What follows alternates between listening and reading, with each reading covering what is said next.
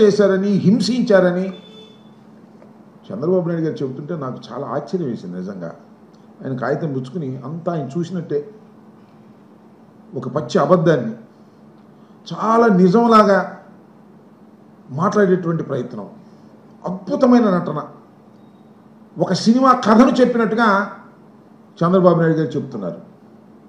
నేను శాసనసభలో జరిగిన తర్వాత ఈ ప్రెస్ నోట్కి ముందు దాన్ని చూశా. పవన్ కళ్యాణ్ గారు నిజంగా సినిమా హీరో నటుడు అనుకుంటాం, కానీ పవన్ కళ్యాణ్ గారు ఏం చాలరు. చంద్రబాబు నాయుడు గారు ఆయన నటనకు కానీ ఆయన జరిగినటువంటి ఆ తీరుని ఎక్స్ప్లెయిన్ చేసే విధానం ఆయనే కళ్ళారా చూసినట్టుగా మన త్రిబుల్ గారిని, రఘురామకృష్ణరాజు గారిని ఏ విధంగా చిత్రహింసలు చేశారు, ఏ విధంగా వారి మీద ఎక్కి తొక్కేటటువంటి ప్రయత్నం చేశారు, ఇవన్నీ చెప్పుకుంటూ వచ్చారు.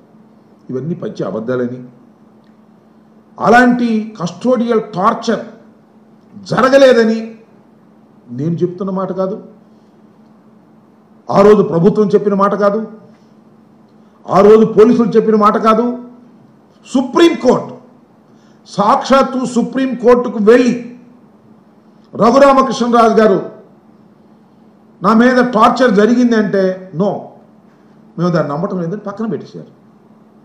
దాన్ని మళ్ళీ తొవ్వి తీసేటటువంటి కార్యక్రమం చేసి ఒక ఎఫ్ఐఆర్ ఇచ్చారు. ఆ ఎఫ్ఐఆర్ రిజిస్టర్ చేశారు. జగన్మోహన్ రెడ్డి గారిని దానిలో ముద్దాయిగా పెట్టారు. దానిలో విజయపాల్ అని ఆయన ఎడిషనల్ ఎస్పీని ఎవరినో పెడితే ఆయన సుప్రీంకోర్టుకు వెళ్ళాడు, బెయిల్ తెచ్చుకున్నాడు. అది దీనిలో ఏముందని కూడా సుప్రీంకోర్టు చెప్పింది. అలాంటి కేసును మళ్ళీ ఇవాళ తీసుకొచ్చి శాసనసభ సాక్షిగా ఒక కథ అల్లి జగన్మోహన్ రెడ్డి గారిని దూషించే కార్యక్రమం చేయటం నాకు చాలా విచిత్రం వేసింది. చాలా నీచమైనటువంటి కార్యక్రమంలాగా కూడా కనిపించింది. అలాగే పవన్ కళ్యాణ్ గారు, చంద్రబాబు నాయుడు గారు వీళ్ళందరూ కలిసి జగన్మోహన్ రెడ్డి గారి గురించి మాట్లాడేటటువంటి మాటలు మాట్లాడుతూ నేను అడుగుతా ఉన్నా, జగన్మోహన్ రెడ్డి గారు నేను చెప్పారు సుమారుగా 1:40 ఆయన ప్రెస్ మీట్ పెట్టి చెప్పాడు, మీరు ఇచ్చినటువంటి ప్రతి వాగ్దానాన్ని మీరు అమలు చేయలేకపోతున్నారు, పచ్చి అబద్ధాలు చెప్పేటటువంటి కార్యక్రమం చేశారు కూటమి ప్రభుత్వం. అధికారంలో వచ్చిన తర్వాత ఏమీ లేదు. ఆ రోజు నేను చెప్పాను 74,000 కోట్ల రూపాయలు చంద్రబాబు నాయుడు గారు కూటమి ఇచ్చినటువంటి వాగ్దానాలు నెరవేర్చాలంటే 74,000 కోట్ల రూపాయలు కావాలి. మీరు బడ్జెట్లో ఎంత పెట్టారంటే ఏమి లేదు. వాగ్దానాలను నెరవేర్చకపోగా పచ్చి అబద్ధాలు చెప్పి మోసం చేసి ఒక చీటర్ లాగా ఈ రాష్ట్ర ముఖ్యమంత్రి ప్రవర్తించాడు. ఎందుకు 420 ఐపీసీ కింద నీ మీద కేసు పెట్టకూడదు అనేటువంటి పద్ధతుల్లో వివరంగా సాక్ష్యాధారాలతో సహా జగన్మోహన్ రెడ్డి గారు చెప్తే దానికి శాసనసభలో సమాధానం చెప్పే పనే లేదు. మాకు 164 మంది ఉన్నారన్నారు. ఏది ఒక్కరిని చెప్పమని సమాధానం? దీనికి చంద్రబాబు నాయుడు గారిని చెప్పమనండి, పవన్ కళ్యాణ్ గారిని చెప్పమనండి, లేదా ఆ లోకేష్ బాబుని చెప్పమనండి, లేక ఆ ఫైనాన్స్ మంత్రిని చెప్పమనండి. దానికి సమాధానం మాత్రం చెప్పలేరు. దానికి సమాధానం చెప్పలేరు. కానీ దాన్ని డైవర్ట్ చేసేసి త్రిబుల్ గారి మీద హింస జరిగింది అని ఒక కథ అల్లేటటువంటి ప్రయత్నం చేశారు, విచ్ ఈజ్ ఫాల్స్. నేను మనవి చేస్తున్నాను, ఎస్ త్రిబుల్ గారు ఎవరు రాజశేఖర రెడ్డి గారికి బాగా తెలుసు, మాకు బాగా తెలుసు. వైఎస్ఆర్ కాంగ్రెస్ పార్టీ తరపున 2014లో పోటీ చేయడానికి ముందుకొచ్చారు, 2019లో పోటీ చేశారు, గెలుపొందారు, మా పార్టీకి ఎంపీగా ఉన్నారు. మా పార్టీగా ఎంపీగా గెలిచిన తరువాత ఏం చేశాడు ఆయన? చంద్రబాబు నాయుడు గారి హ్యాండ్లో పపెట్ లాగా ప్రవర్తన చేశాడు. చంద్రబాబు నాయుడు గారి డైరెక్షను, చంద్రబాబు నాయుడు గారి డైలాగులు, రచ్చబండి అనేటువంటి ఒక కార్యక్రమాన్ని పెట్టి ఇష్టం వచ్చినట్టుగా జగన్మోహన్ రెడ్డి గారిని, ఈ ప్రభుత్వాన్ని ఇష్టం వచ్చినట్టుగా మాట్లాడారు. ఒకసారి కాదు, 2 సార్లు కాదు, 3 సార్లు కాదు, ఒక ఛానల్ తీసేసుకున్నట్టుగా రచ్చబండ పెట్టి రోజు ఎల్లో మీడియాలో 1 గంట సేపు జగన్మోహన్ రెడ్డి గారిని దూషించడమే పనిగా పెట్టుకున్నారు.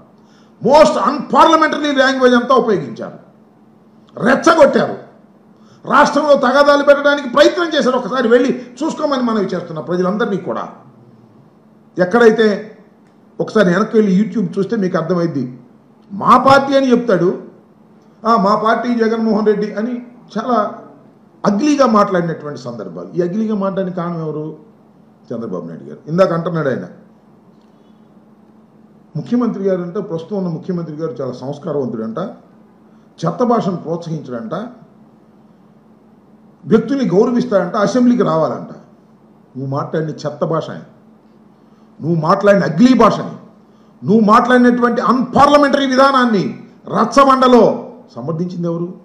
మా పార్టీ. నువ్వు మా పార్టీ ఉండి మా కండువా వేసుకొని మమ్మల్ని తిట్టి రెచ్చగొట్టి అనేకమైన, ఇవాళ మనం చెప్తున్నాం కదా, సోషల్ మీడియాలో పోస్టులు పెడుతున్నారు, మాట్లాడుతున్నారు, రోజు మీరు అరెస్ట్ చేస్తున్నారే, అంతకన్నా ఫిల్దీ లాంగ్వేజ్ రఘురామకృష్ణరాజు గారు వాడారు.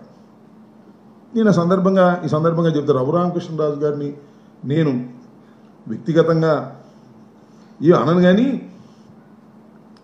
మొన్న అసెంబ్లీ ఎన్నికల్లో రఘురామకృష్ణరాజు గారికి ఒకనొక సందర్భంలో టికెట్ లేదనుకున్నారు. మీకు గుర్తుండే ఉంటుందిగా, చంద్రబాబు నాయుడు గారు టికెట్ ఇవ్వడనుకున్నారు. ఇవ్వడనుకున్నప్పుడు ఏం మాట్లాడాడే రఘురామకృష్ణరాజు గారు చంద్రబాబు నాయుడు గారి గురించి? ఏం మాట్లాడాడు గుర్తుందా మీకు? ప్రజలకు గుర్తుందా? చంద్రబాబు గుర్తుందా? పవన్ కళ్యాణ్ గారికి గుర్తుందా?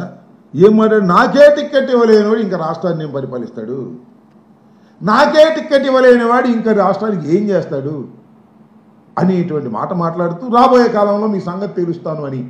మీ సంగతి తెలుసుకుంటే అర్థం ఏంటి? నేను ఎంపీగా వైఎస్ఆర్ కాంగ్రెస్ పార్టీలో ఉన్నా, నా చేత నువ్వే మాట్లాడించావు, ఇవన్నీ బయట తీస్తాను అనేటువంటి మాట మాట్లాడిన మాట వాస్తవమా కదా చెప్పని అడుగుతా ఉన్నా. సరే, ఆయన సూర్యుడు, వీరుడు, పరాక్రమంతుడు, బాహుబలి అని పొగుడుకుంటే పొగుడుకోండి, మాకేం అభ్యంతరం లేదు. ఈ సందులో జగన్మోహన్ రెడ్డి గారిని ఎస్కోబారు, సైకో, నీచుడు ఇలాంటి మాటలన్నీ మాట్లాడేటువంటి ప్రయత్నం చేశారు. నేను ఇంకోటి కూడా మనవి చేస్తున్నా. సరే, ఆయన ఏమి రచ్చబండలో బాగానే మాట్లాడాడు, జగన్మోహన్ రెడ్డి గారిని ఏమీ అనలేదు అని పవన్ కళ్యాణ్ గారు, చంద్రబాబు నాయుడు గారు అనదలుచుకున్నారా? చెప్పండి. ఆయనే అన్నా. నేను మనవి చేస్తున్నా, ఎన్నికలు అయిపోయిన తర్వాత, గెలిచిన తర్వాత జగన్మోహన్ రెడ్డి గారిని నేను వాడు వీడు అని చాలా దూషణ భూషణలు మాట్లాడిన మాట వాస్తవం. నన్ను క్షమించండి, నేను ఇక నుంచి అలా మాట్లాడను. రాజశేఖర రెడ్డి గారి కుమారుడు అంటే నా గౌరవం. జగన్మోహన్ రెడ్డి గారు నాకన్నా వయసులో చిన్నవాడైనా ముఖ్యమంత్రిగా చేశాడు, నేను పొరపాటు అయిపోయింది ఆయనే చెప్పాడు. దానికి ఏమంటారు? నేను మనవి చేస్తాను, దానికి ఏమంటారండి పవన్ కళ్యాణ్ గారు? ఇవాళ జగన్మోహన్ రెడ్డి గారిని దూషించాను, నాది తప్పేను అని ఒప్పుకున్నటువంటి ఆ పెద్ద మనిషిని ఇవాళ మళ్ళా ఆ పెద్ద మనిషిని అక్కడ కూర్చోబెట్టారు. మాకేం అభ్యంతరం లేదు, మీకు మెజారిటీ ఉంది, కూర్చోబెడుతున్నారు. ఏం మాట్లాడతారు మీరు? జగన్మోహన్ రెడ్డి గారి గురించి మాట్లాడతారా? జగన్మోహన్ రెడ్డి గారు ఎస్కోబారా? నేను మనవి చేస్తున్నా చంద్రబాబు నాయుడు గారు, మీ అంత ఎస్కోబార్ నేను మనవి చేస్తున్నా. 100 ఎస్కోబార్లు, 1000 మంది చీటర్లు, 1000 మంది, 1,00,000 మంది దౌర్భాగ్యులు, ఈ ప్రపంచంలో ఉన్నటువంటి దోపిడీ దొంగలు అందరినీ కలిపి రుబ్బి పొడుకోబెడితే, బొమ్మ వేస్తే సాక్షాత్తు చంద్రబాబు నాయుడు గారు వస్తారు. ప్రజల్ని మోసం చేసినటువంటి వ్యక్తి చంద్రబాబు నాయుడు గారు. పదవి కోసం ఏ గడ్డైనా కరిచేటటువంటి మనస్తత్వం కలిగినటువంటి వ్యక్తి నారా చంద్రబాబు నాయుడు గారు. ఇవాడు ఈ నాటకం అంతా ఆడించిన కూడా చంద్రబాబు నాయుడు గారే. మా పార్టీ వాళ్ళని రెచ్చగొట్టేటటువంటి కార్యక్రమం అటు పార్టీకి లాగేసి నేను చెప్తున్నాడు. త్రిపురారు గారిని అంట ఊళ్ళో కూడా రానియకుండా చేశామంట. ఊళ్ళో కూడా రాని చేయడానికి మేము కారణం అంట. ఇవాళ సొంత దొరికింది కదా అని శాసనసభ సాక్షిగా పచ్చి అబద్ధాలు, పచ్చి మోసపు మాటలు చెప్తారు. మరి ఏంటంటే శాసనసభకు ఇమ్యూనిటీ ఉంటుంది. కోర్టుల గురించి మాట్లాడినా, ఇంకో దాని గురించి మాట్లాడినా ఇమ్యూనిటీ ఉంటుంది కాబట్టి మాట్లాడతారు. కోర్టులు ఏం చెప్పాయి? అయ్యా, కస్టోడియల్లో ఎక్కడా కూడా ఆయన చిత్రహింసలు పెట్టినటువంటి సందర్భం లేదు, దీన్ని మేము నమ్మమని పక్కన పారేస్తే ఇవాళ కాళ్ళు వాసిపోయేటట్టు కొట్టారు, గుండెల మీద ఎక్కారు. సాక్షాత్తు చంద్రబాబు నాయుడు గారు చూసినట్టే చెప్పేటటువంటి ప్రయత్నం చదువుతున్నాడు, చక్కగా సినిమా కథలాగా కదిలేటువంటి ప్రయత్నం చేస్తున్నారు చంద్రబాబు నాయుడు గారు. ఇది చాలా దుర్మార్గం అనేది కూడా ఈ సందర్భంగా నేను మనవి చేస్తున్నా.